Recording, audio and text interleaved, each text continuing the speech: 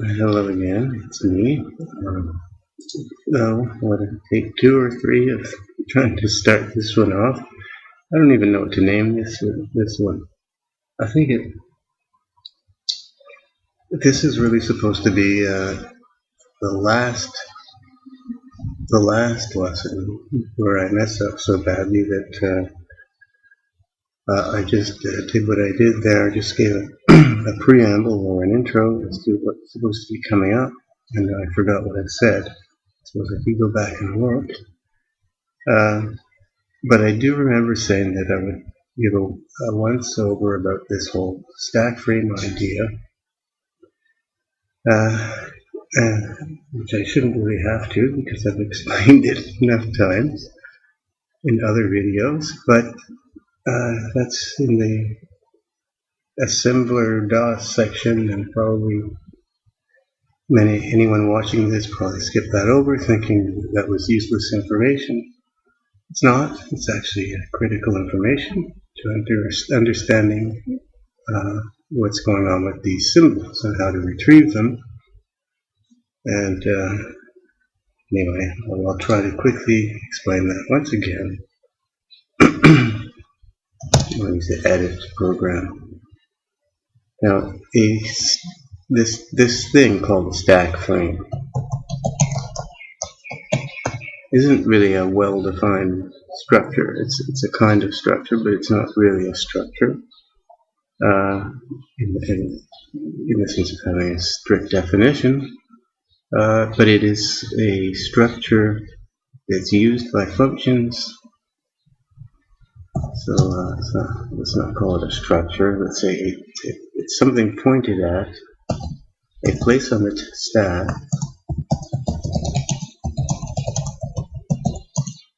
where a function uses to reference local and passed in variables. So this pointer, which a function sets up on its own and cleans up when it goes away, is sort of a marker, right? And it's setting it up. It's a matter of these two instructions. First, we push EBP, and this here, this value of EBP is the magic pointer I'm talking about. So this is the stack frame pointer of the caller function. Now we're creating our own stack frame, and that's why this instruction. Okay, so this is create new stack frame for us, for our func, and that's it. That's all there is to that. All we've done here is we've taken this ESP and saved it into something that we're not going to modify. So it's important to note we will not modify EBP. Otherwise it would be useless as a reference, right? Now we can, because of these two instructions and the fact that we're not going to modify this value, we can use it to refer to anything that's on the stack. And we can also use it to restore the stack frame, the stack pointer I should say, to what it was at the point of entry of our function. This is at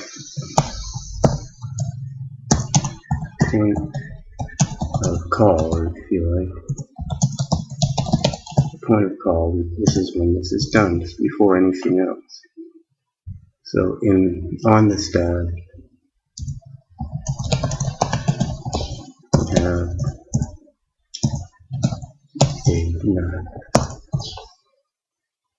We have the last thing pushed was EBP, right? And we call that the caller's stack frame pointer.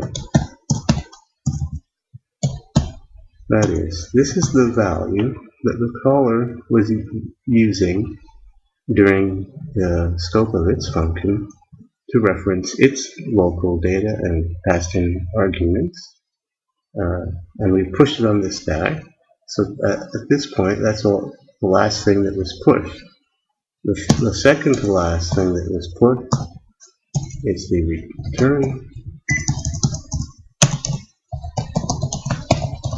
return address for our function.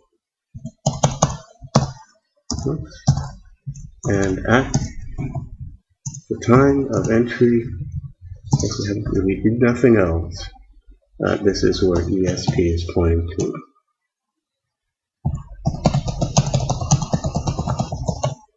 Okay, but we're going to change ESP in any way we like. It's safe because, whoops. Yeah, no, it's safe because we can always restore it, right? We've put it into EBP, the register, and we're not going to modify that register. So ESP is something that can move around. So therefore, we can allocate data on the stack by subtracting values from ESP. So in this area, it's local variables. And above here are things that were pushed on the stack before our thing was called passed in arguments.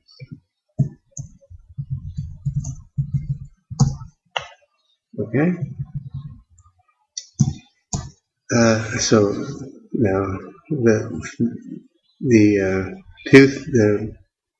most important thing to realize from this is that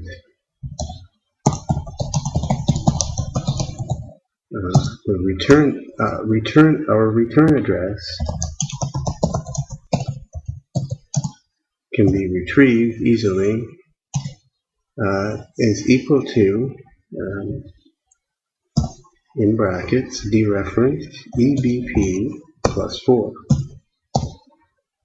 Okay, because EBP because of this line where EBP is set equal to the stack pointer at this moment, our EBP points here, right? Up to some position on the stack, happens to contain the caller's EBP. And if you add 4 to that, you get our return address, so we can always retrieve our return address. That is, this is where our function will return to after a call. This got pushed on by a call. Well, yes.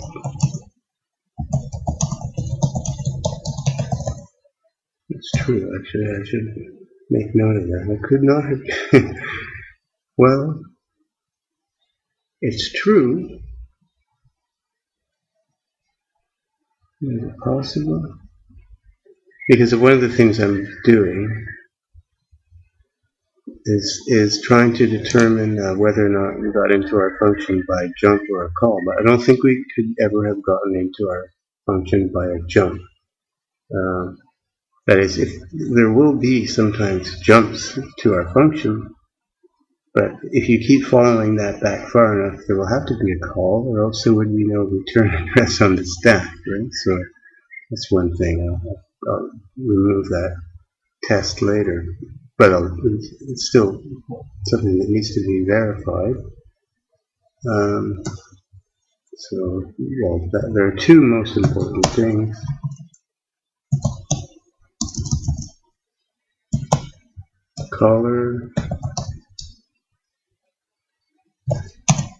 Caller stack frame is equal to our stack frame star our stack frame.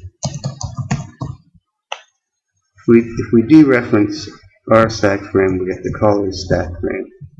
So that means these EBPs form a linked list. Stack frames pointers, let's say, on a linked list, and therefore the whole chain can be followed back as far as the length of, as far as this method is being used. And for Intel processors, these two instructions can be written as a single instruction.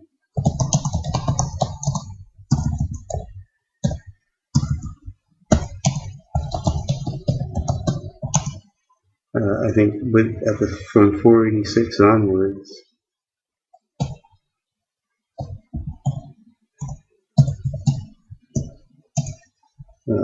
there is single instruction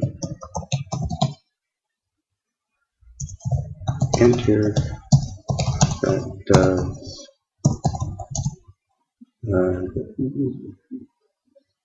does these two lines. It sets up. And similarly for the leaving code, when we're done with our stack, when we're leaving our function, we need to restore the mess that we've made. We need to restore the stack pointer to what it was initially, and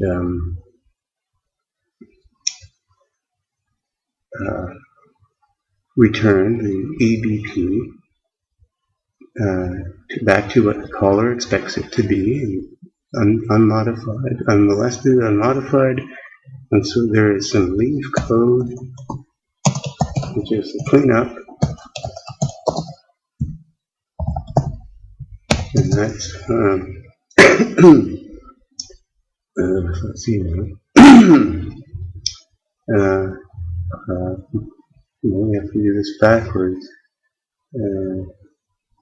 Move. The first thing that has to be done is this. Right? That returns ESP back to what it was at the point of call. Right? So this is returning. So it doesn't matter what we did with our stack thing, we don't have to count pushes and pops.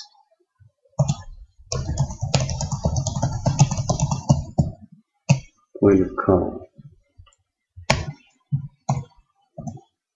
And if that's true, then doing one pop here will restore the EBP of the caller to what it was.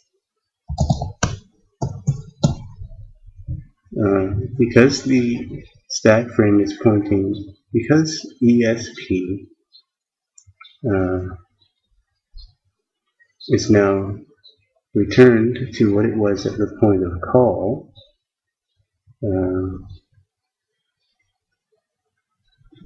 then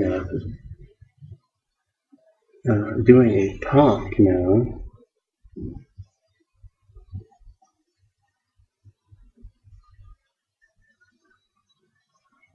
yes, that's right. We saved ESP into EBP, and the next thing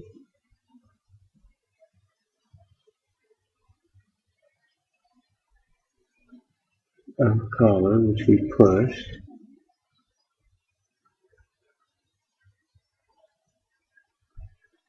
hang on a second.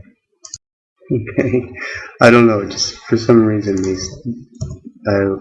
I'm as bad as probably anybody else, but anyway, moving into SP, EBP, like I said, makes ESP equal to the value that we started out with, right?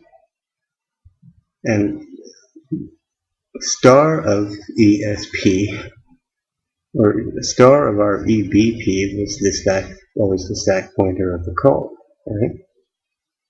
well, now we can put that value, star of EBP, into EBP by simply doing a pop, right? Because the caller's EBP is at that position, which we reverted to, right? So doing a pop for this puts the caller's EBP into EBP, and the next thing on the stack is a return address, so now we can just return. Whoops. Right? This is for the C calling convention, where we don't need to specify any extras in the return. It's optionally, there might be some bytes to free up for a standard call.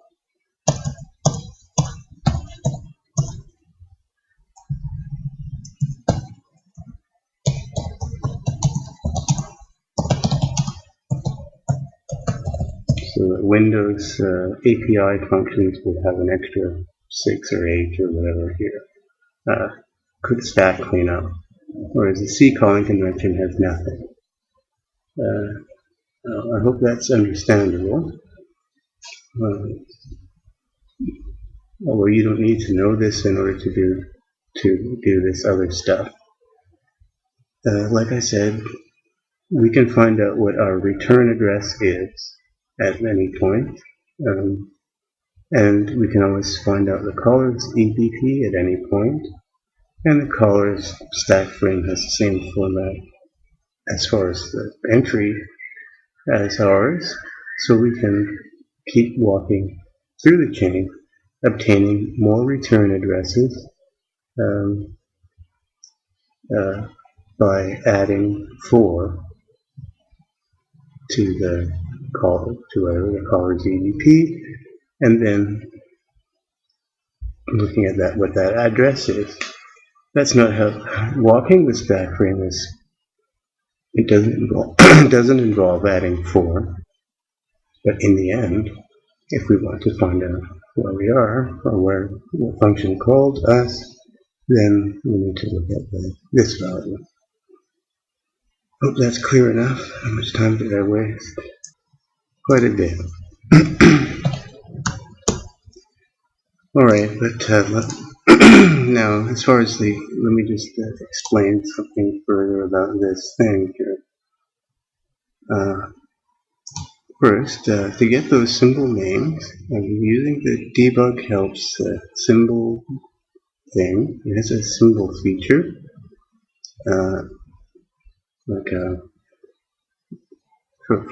not for just printing out call stacks, but also other information, variable names, and so on. But this one is quite simple to use, the one that I'm using.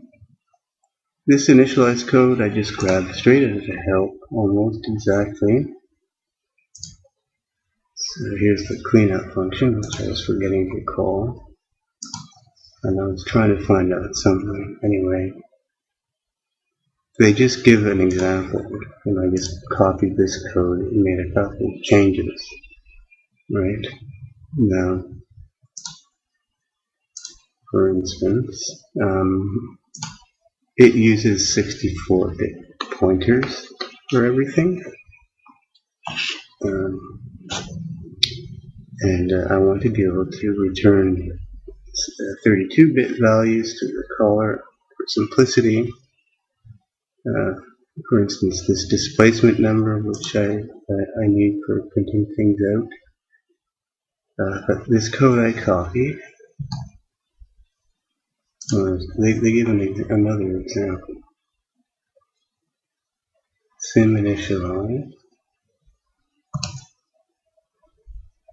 Oh no, this is the wrong function. SymInitialize is here. So options. This is just the same, except I added one thing. This causes it to print debug information into the output window. This is exactly the same. Notice how they have some things commented out.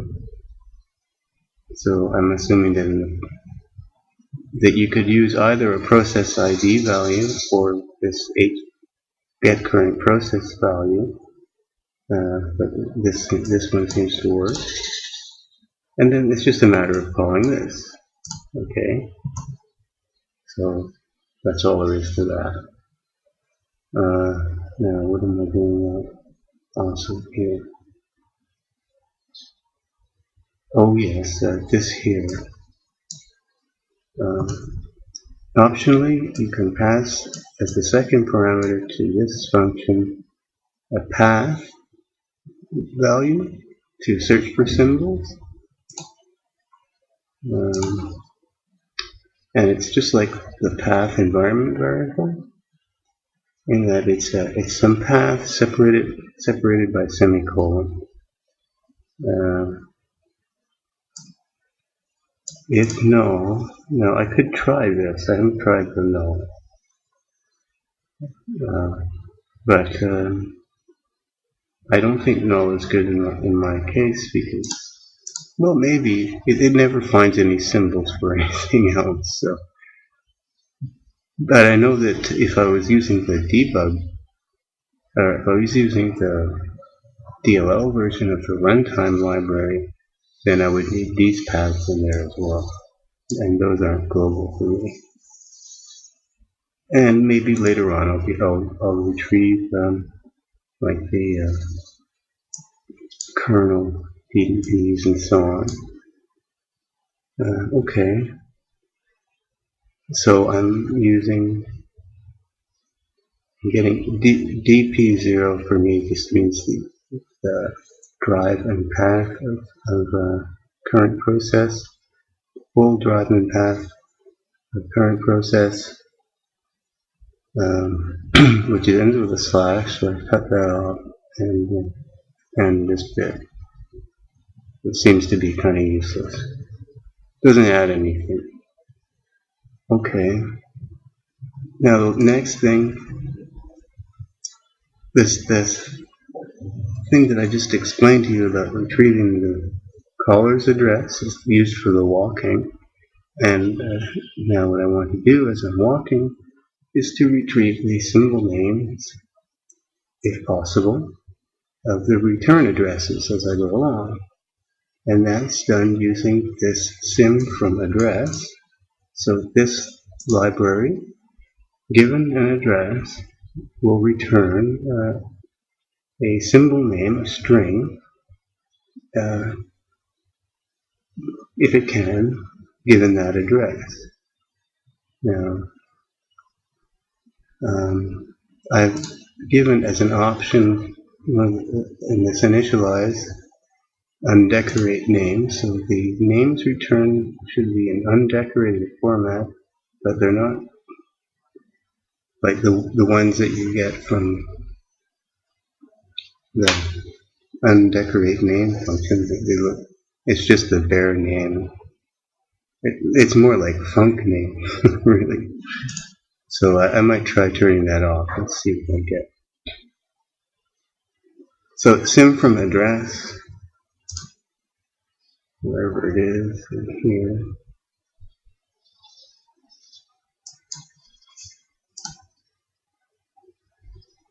I just looked through the list here, and this looked like the one I wanted. Takes in any address, and this is a pointer. This is returned, and it returns this structure that has information about that address. And I'm just interested in the name, and I was interested in the module, but it doesn't seem to figure that. It doesn't seem to return it, but I know it figures it out properly. And I can tell by the debug output. In any event, I call this same function just as explained in the help. I'll give an example. Okay, all I did was copy their example and call the function, and it returns success, usually. Now these are 64-bit numbers, as I was starting to explain in the wrong context.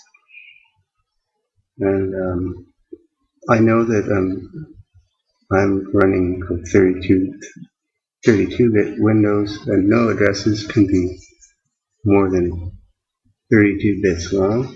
So I'm inserting that here. Okay. No, certainly no displacements can be.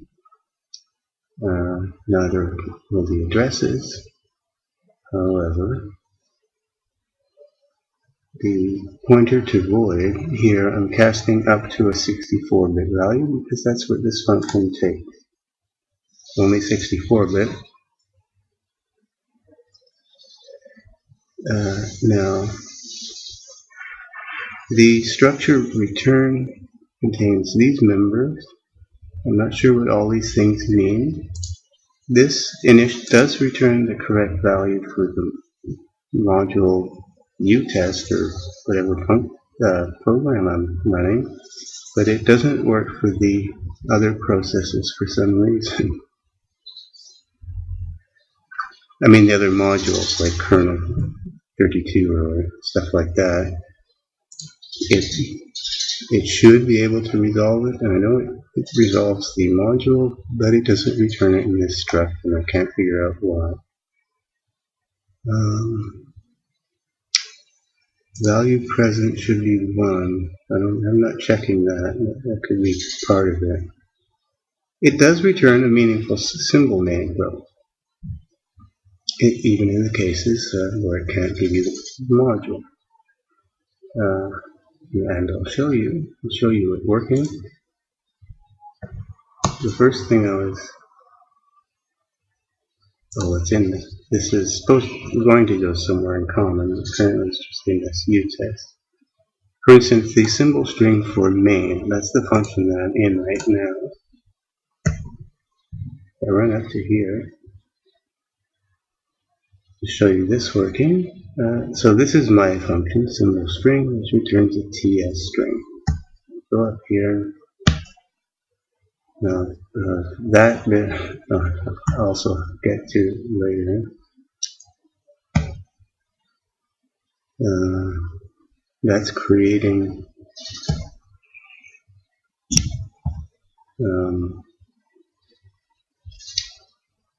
something else. I'll get to that. So here I've been passed in a pointer to void. The debugger knows that it's __ main. Actually, there are 3 underscores there because it's a C function whose name is __ main. This allocates a buffer which is big enough to hold a symbol struct, this p symbol returned struct, plus a symbol name list size, which is the maximum. So there's no need for anything more than this. This value happens to be 2000, so it's quite big. So now I set that my struct here. So it's just being set to the address of this buffer and cast as a pointer to a symbol info. And I'll give it a size. This is taken from the example, and this is also from the example. See? No thinking there. And I just call the function. This is where the modifications begin. First, this is incorrect. This needs a 64-bit value. The function expects a 64-bit value for the address and returns in a 64-bit value. If I go to the declaration, see, I don't know if it's because I've defined something or not defined something. I don't know. Maybe there's another version of this. Possibly. It might be a 32-bit version. No. So the help is wrong in there. It's ought to be like this. However, I'm asserting that these things are 32 bits. I did succeed. This indicates that there was a success, and here's what it returned. Okay. there's the name on the bottom. The address, module base is correct, 400,000. The address that I gave this should be the same, 1046, 401046, which is correct.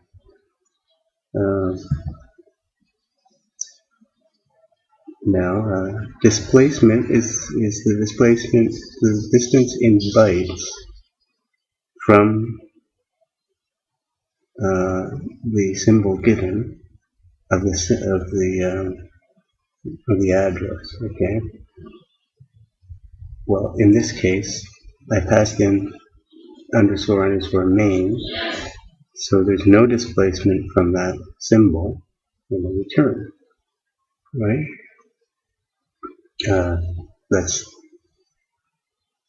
the thing that I passed in is main, and that's the symbol I'm looking for, the symbol it should find, and so there's no displacement from here to main.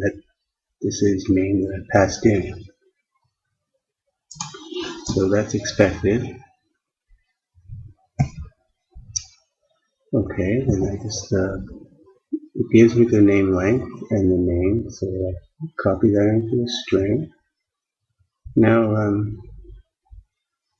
originally I thought I was just being cute, but I wasn't actually.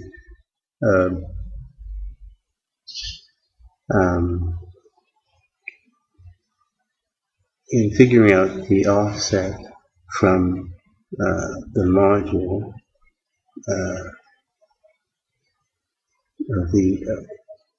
of the symbol, right?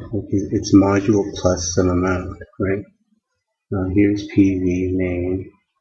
Now, this is my own function. I should be subtracting 400,000, but I noticed that it wasn't returning this ModBase correctly for other modules besides utest, so I just put it in, just put my own code in to do the same calculation. See, doesn't work for any module outside of the exe. I should try it making a DLL and calling this in a DLL function where I have the PDBs for the exe and the DLL, and see if it works properly. If you look in the output,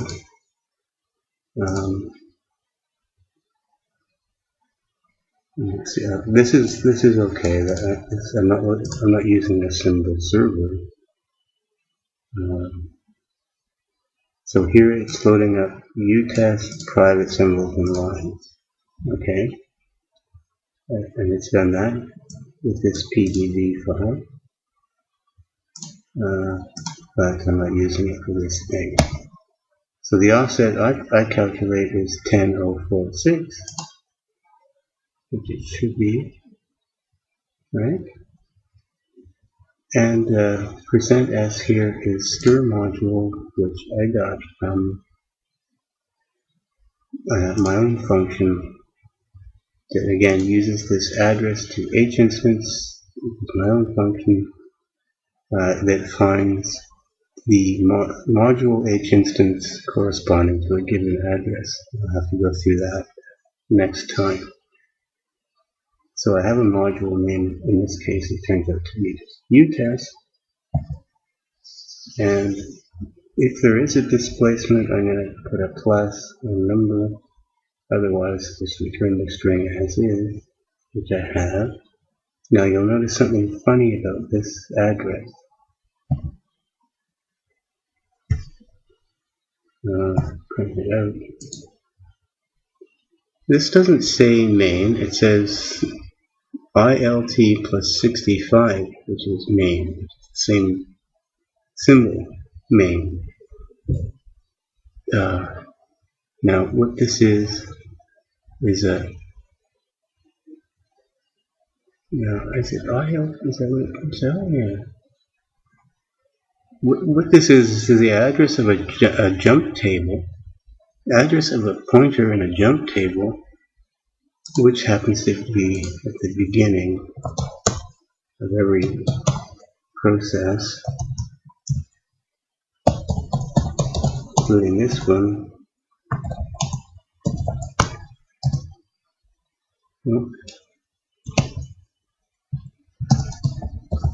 Clipboard.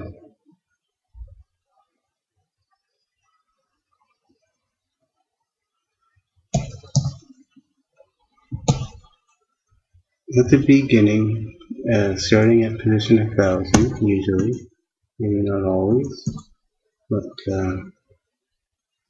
in this case anyway, you'll notice that the first, however many bytes there are here, is a table of jumps. E9 is in Intel land is a jump instruction, and the next 4 bytes is an offset, a relative offset from the position in memory where the jump happens to be. I can figure out that position easily. In this case, what this says is,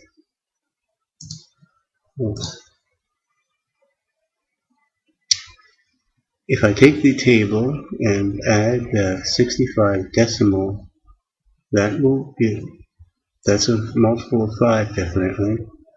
That will give me a jump instruction, and where it jumps to should be this function. I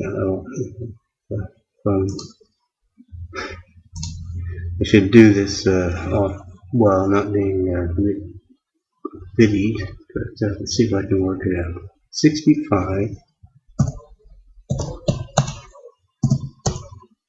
is 41 hex. Now, that means it's the well, no, that's offset, so 41, 0, 4. Now that would seem to indicate this one, but actually it should be, I believe it's this one. The actual address of the name Control 7, Alt 7.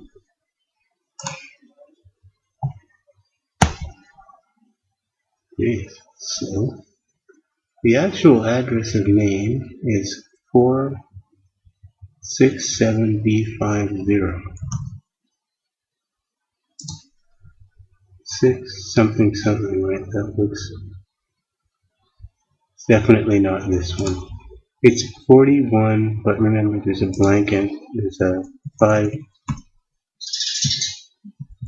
There's a blank entry here. So the table really begins here. So it's this one and that offset. The offset in the jump instruction is this 6B05.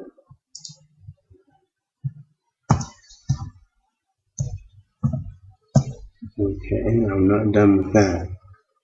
The position of this instruction is 4010 for 1, 2, 3, 4, 5, 6. Right? It's the position of the instruction. No, that's too big. 6, 6 can't be 6. 0, 6. So 6, 6, B05. I guess so. Yeah, that's right. Okay. Now, what do I get so far? 4, 6, 7. It's gonna be off slightly. We're gonna have to add at least 5, I think. 467D0. B5, right? Oh, BD0.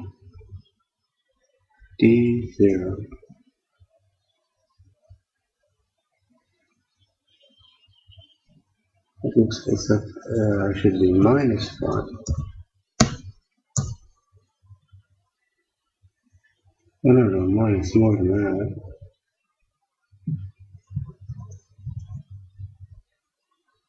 467B50 is what it should be.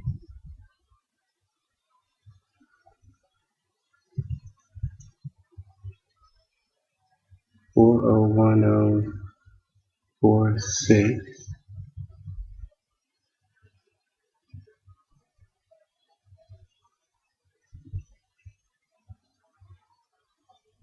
Now why don't I get B50?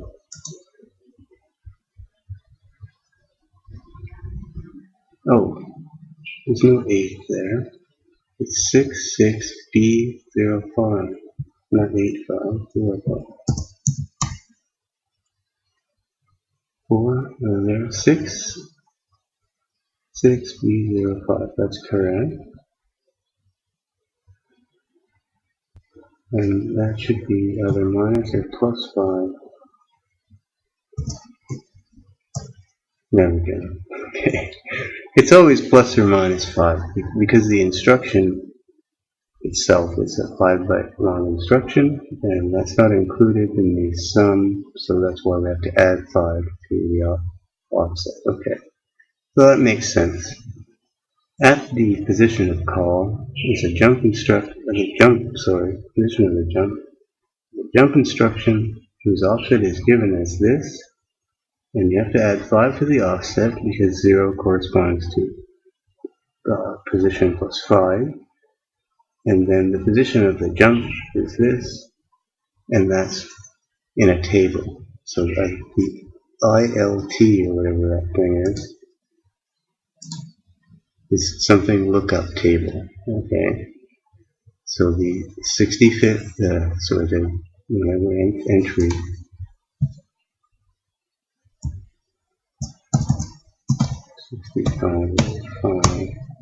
The dth entry, which is 12, I guess, 13. The 13th entry in the table is a jump instruction, which jumps to main __ main.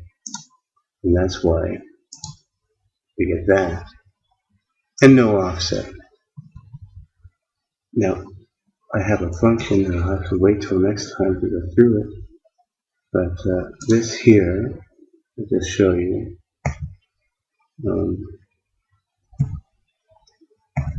Here, what I've done is I've worked out the address. I haven't worked that out. What I want to find is the address of this function, okay, main, given the symbol main, the address of what the symbol is pointing at, and I've already worked out the address for the call occurs. This thing could do that, right? I shouldn't need this bit, but it's okay. So that's just this is BP plus 4. Star of that is the caller's address. No, sorry. Address call, caller's address. What does that one give? Yeah, that's just BP plus 4. It should be return. Okay, the runtime library calls this return address. My thing calls it caller's address. Really, return address is a better name. So this is what I'm calling address of call, but it's not address of call. It's address of call plus 5. And what this thing does is it works out from these two values, the address of this function and the opcode that is a call or jump. It has to be a call. I shouldn't need this. But it verifies anyway that there is a call instruction at that position given. And it works out the final address going through all the jumps, possibly jumps until it hits a function. And it's not that hard to understand it. See, I'm using this thing -5. Okay. And I'm calling this is has the better name. This is the return address. This is the destination address given. And this is going to convert that destination to a real destination, and I won't go through the details of how it does that, but I'll show you that that gives me the address of this function.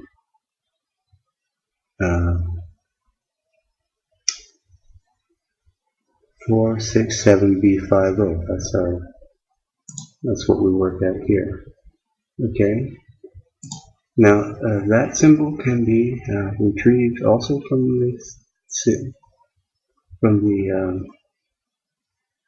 symbol thing. I don't know why I'm not doing it.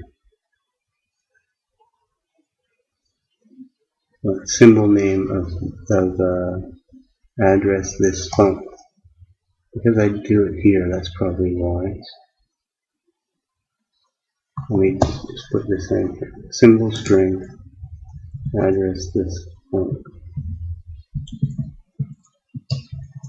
Print it out. I'll just take this line faster.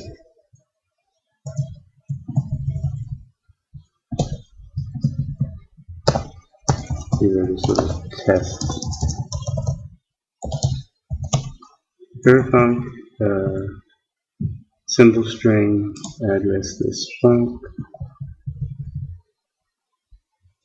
After verifying, call or jump. Do we have anything? Getting the opcode, colors opcode. Because this was here before, and then I moved it into food. I'll just show you that although the debugger doesn't show us what it is, the DbgHelp library can.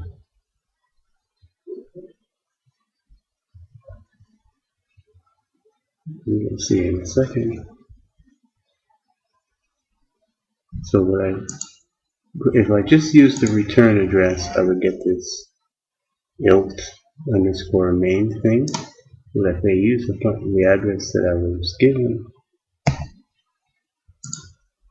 I get just main with no ilt thing. Plus it removes the one underscore. It removes this thing removes underscores. And gives you the actual name, and the call here refers to the instruction that got us here. If I can't find the opcode, if the opcode comes back as garbage, then I don't know how we got here. All right, that's enough for this one. But that's pretty much the whole thing, right? Except for a few extra bits, being careful and so on. Oh, and there's just one other thing I forgot to add. After adding this checking, verifying stuff, and the using my own module lookup here to get the module name and whatnot, here and here, the offset and that module. Then my printout, the printout that I get is the same as the debugger. Where I'm printing from is approximately here.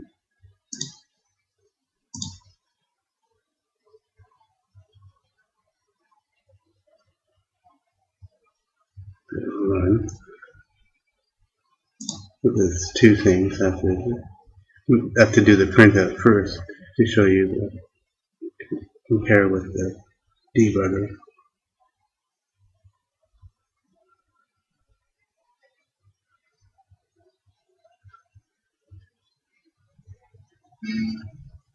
Oops, I'm supposed to say E8.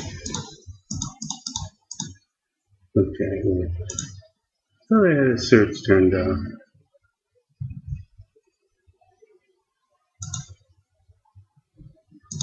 Hang on. One second. Okay, that's fine. This here is the trace. Fix that. I put this just after what I was saying before. This thing loops while this is equal to E9, so, and there are only two possibilities, E8 or E9, so it has to be E8. Now I just want to run, well, what if we would have inserted, run up to here, and it'll be the same, here it is, same printout as this. The debugger's window should show the same stack trace as this, although here I'm not printing the line, any particular line, I'm just printing the function.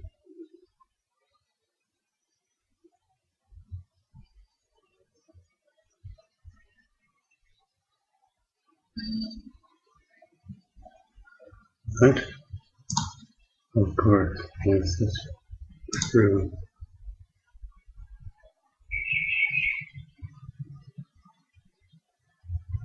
Oh, destination opcode. That's not done.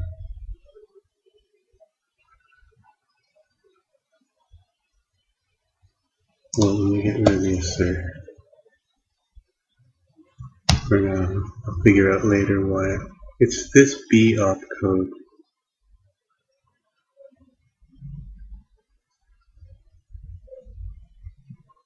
Oh, that. Oh, okay, never mind. This is something else. This opcode is not the opcode of the call. It's the opcode of the first instruction in the function that I'm in.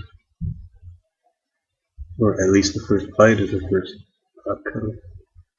Anyway, here's the call stack. And that window. Okay, foo, which then goes to main plus 390, which then goes to another main, which doesn't have underscores. It's here, which then goes to double underscore t main, which then goes to the same thing with no underscores. Notice how they've used the same trick I think I used. Then the next is kernel 32 plus 4ed5c, which is kernel 32 that. You can't verify now anymore that it's the same address. It is the same. This has no verifiable caller. Neither does this one. And this one before I didn't know if it was I could read from where the return address is, but I didn't see a call or a jump there, so that's an unknown as well. So now at least I know this is an unknown. These ones are all verified. The addresses and the numbers add up properly to for the call. These are not verified. I have no way. I have no as far as what I know about how these things get called. There's nothing at the return address to indicate that there was a call from there. Okay, but otherwise the output is the same. Just wanted to show you that, and it's got the right kernel, then ntdll twice, and then I get null.